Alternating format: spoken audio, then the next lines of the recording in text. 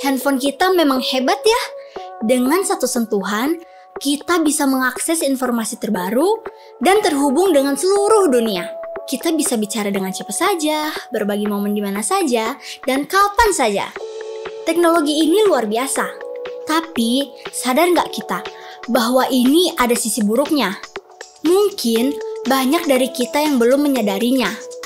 Coba deh jawab pertanyaan ini. Berapa jam biasanya kamu habiskan buat lihat HP, buat ngecek sosmed, nonton, sekedar scrolling, atau main game dan lain sebagainya? Apakah kamu merasa gelisah kalau jauh dari handphone? Seperti kecanduan, rasanya selalu ingin memeriksa. Kalau kamu mulai menyadarinya, jangan skip video ini.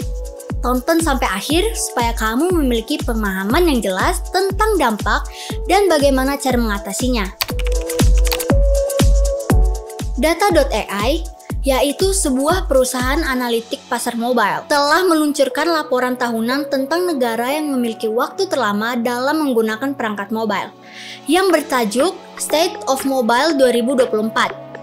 Laporan ini menunjukkan bahwa Indonesia menempati peringkat pertama sebagai negara paling lama menggunakan HP perharinya. Data menunjukkan bahwa di tahun 2023, warga Indonesia menghabiskan waktu dengan perangkat mobile seperti HP dan tablet sampai 6 jam setiap hari. Waktu ini menjadi yang paling lama dibandingkan rata-rata di peringkat 10 besar. Luar biasa kan? Kita bisa berjam-jam melihat layar untuk nonton, klik sana-sini, dan tanpa sadar terjebak dalam lingkaran tanpa akhir. Rasanya kayak biasa aja, tapi dampaknya besar loh. Lama-lama, waktu, fokus, dan energi semuanya terkuras.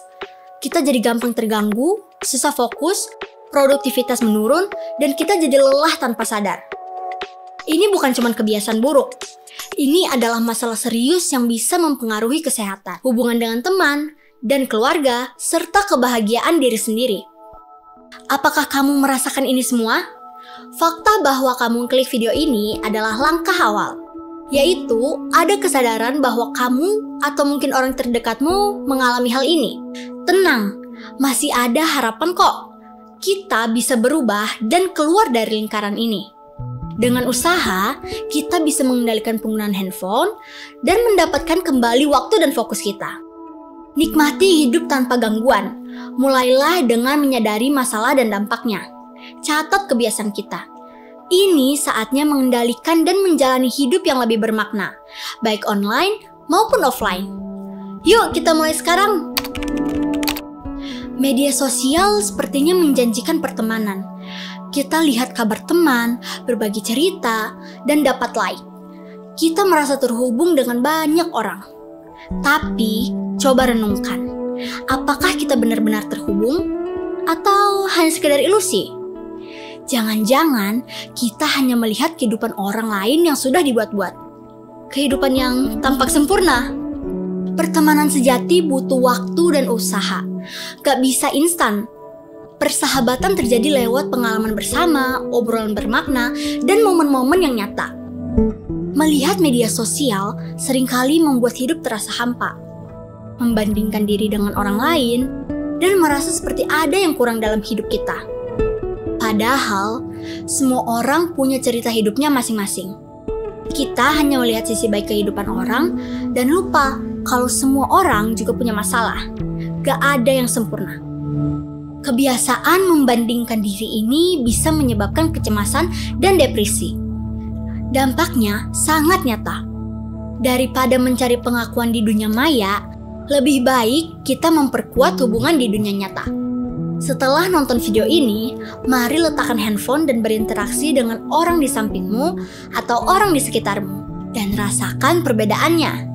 Terlibatlah dalam sebuah obrolan, berbagi pengalaman, dan membangun hubungan yang tulus. Hubungan yang nyata dan lebih bermakna. Sadar nggak kalian, kalau handphone memang dirancang untuk mengalihkan perhatian kita. Notifikasi muncul, pesan berbunyi, dan kita langsung tergoda untuk melihatnya. Aplikasi-aplikasi di handphone berebut menarik perhatian kita dengan berbagai cara. Dari notifikasi hingga desain yang menarik. Semua gangguan ini membuat kita susah fokus. Kita seringkali merasa terpecah antara tugas dan godaan teknologi. Saat kita sedang mengerjakan sesuatu, tiba-tiba terganggu dan sulit konsentrasi lagi. Ini adalah siklus yang terus berulang. Kurangnya fokus ini sangat mempengaruhi produktivitas. Kita merasa lelah dan tidak produktif. Kita butuh waktu yang lama untuk menyelesaikan pekerjaan, jadi sering salah dan merasa selalu tertinggal. Ini bisa sangat menguras energi. Kita korbankan pekerjaan penting untuk distraksi yang gak penting, yang akhirnya menunda pencapaian tujuan, menghambat kreativitas, dan kemampuan memecahkan masalah. Ide-ide brilian seringkali terhalang oleh gangguan kecil. Untuk mengembalikan produktivitas, kita perlu mengurangi gangguan, matikan notifikasi, aktifkan mode hening, dan jauhkan handphone waktu belajar atau bekerja. Atau gunakan aplikasi yang bisa memblokir situs web yang mengganggu. Ini membantu kita tetap fokus pada tugas yang penting. Dengan menciptakan lingkungan kerja yang fokus, kita bisa mengendalikan waktu dan perhatian kita kembali. Produktivitas pun akan meningkat. Cahaya biru yang dipancarkan dari perangkat elektronik mengganggu tidur kita. Cahaya ini menekan hormon melatonin yang mengatur siklus tidur bangun. Akibatnya, kita lebih sulit tidur, mudah terbangun, dan bangun tidur tidak segar. Kurang tidur berdampak buruk pada kesehatan dan kesejahteraan kita. Kita merasa lelah dan lesu sepanjang hari, sulit berkonsentrasi, dan membuat keputusan. Untuk memperbaiki kualitas tidur, kita perlu menetapkan batasan waktu penggunaan perangkat elektronik. Hindari melihat layar setidaknya 1 jam sebelum tidur. Isi daya handphone di luar kamar tidur dan gunakan jam waker. Dengan memprioritaskan tidur, kita bisa meningkatkan kesehatan fisik dan mental. Perhatian kita itu berharga. Perhatian adalah kunci untuk belajar, berkembang, dan menjalani hidup sepenuhnya. Tapi, perangkat elektronik terus-menerus merebutnya, membuat susah fokus, dan bikin kita merasa nggak karuan. Sudah waktunya merebut kembali perhatian kita. Yuk, lebih sadar bagaimana menggunakan waktu dan energi kita. Mari, pilih kegiatan yang menyehatkan pikiran dan jiwa kita, bukan hanya sekedar mengisi kekosongan. Mulailah dengan mengenali pemicu kamu. Aplikasi atau situs web apa yang sering kamu buka tanpa sadar. Setelah kamu menyadari kebiasaanmu, kamu bisa mulai mengubahnya. Kita tidak harus berhenti menggunakan teknologi sepenuhnya, tapi kita perlu menetapkan batasan yang sehat. Artinya, kita harus bijak dalam menentukan kapan, di mana, dan bagaimana menggunakan perangkat elektronik. Mulailah dengan menetapkan zona bebas teknologi. Jadikan kamar tidurmu tempat untuk tidur dan bersantai. Nikmati waktu makan tanpa gangguan handphone. Habiskan waktu berkualitas dengan orang-orang terdekat tanpa gangguan notifikasi. Kamu juga bisa menetapkan batas waktu untuk aplikasi tertentu. Banyak handphone memiliki fitur bawaan yang memungkinkan kamu melacak dan membatasi penggunaan aplikasi. Ini dapat membantu kamu lebih menyadari kebiasaanmu dan membuat pilihan yang tepat tentang bagaimana kamu menghabiskan waktu.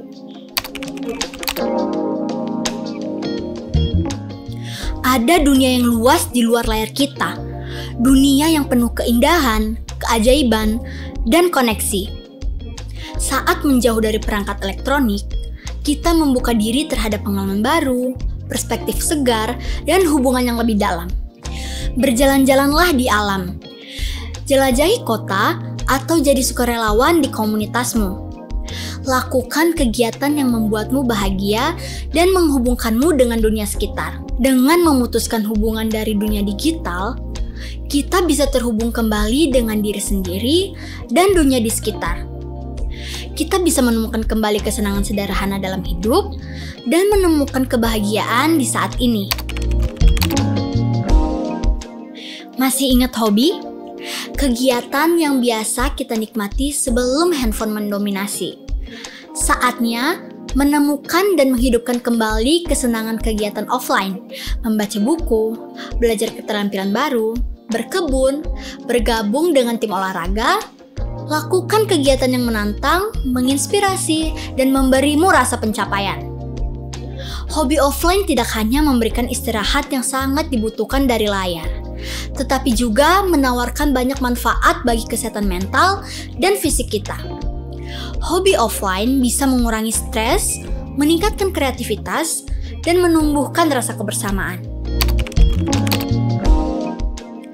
Tidak ada yang bisa menggantikan kekuatan interaksi tatap muka. Inilah cara kita membangun kepercayaan, memperdalam hubungan, dan merasakan spektrum emosi manusia sepenuhnya. Berusahalah untuk terhubung dengan orang-orang terdekat secara langsung. Jadwalkan pertemuan rutin untuk minum kopi, makan malam, atau menonton film. Singkirkan handphone dan lakukan percakapan yang bermakna. Dengarkan dengan tulus, bagikan cerita, dan nikmati kebersamaan satu sama lain. Kita dapat memperkuat hubungan, mengurangi rasa kesepian, dan menumbuhkan rasa memiliki. Teknologi akan terus ada, dan itu tidak selalu buruk. Teknologi bisa menjadi alat yang ampuh untuk komunikasi, pembelajaran, dan hiburan. Kuncinya adalah menemukan keseimbangan, menggunakan teknologi dengan bijak dan sadar, tanpa membiarkannya mengendalikan hidup kita. Artinya, menetapkan batasan, memprioritaskan kegiatan offline, dan hadir di kehidupan nyata saat ini. Selektiflah terhadap informasi yang kita konsumsi dan hubungan yang kita jalin secara online. Menemukan keseimbangan adalah proses yang berkelanjutan. Dibutuhkan kesadaran diri, disiplin, dan kemauan untuk melakukan penyesuaian di sepanjang jalan.